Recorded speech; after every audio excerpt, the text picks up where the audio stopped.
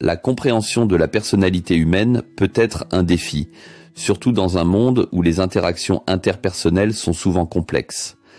Un modèle intéressant qui aide à déchiffrer ces nuances est basé sur l'idée que les comportements et les réactions humaines peuvent être influencés par 3 systèmes cérébraux distincts, le cerveau reptilien, le cerveau limbique et le cortex.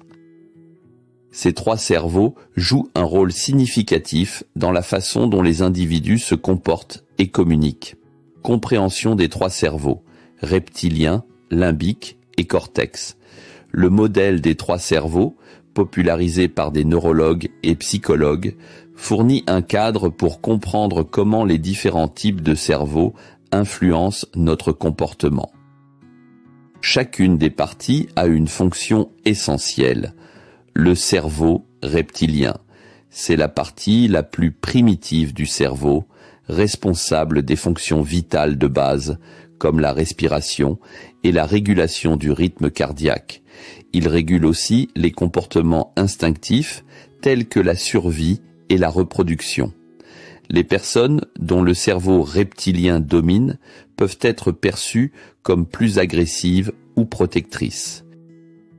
Le cerveau limbique, cette zone est souvent considérée comme le centre des émotions. Elle régule des sentiments tels que l'amour, la peur et la joie.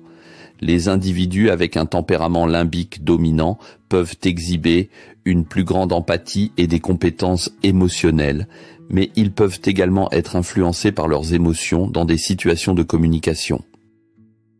Le cortex. Le cortex est la partie la plus évoluée du cerveau, responsable de la pensée analytique, de la planification et des décisions rationnelles.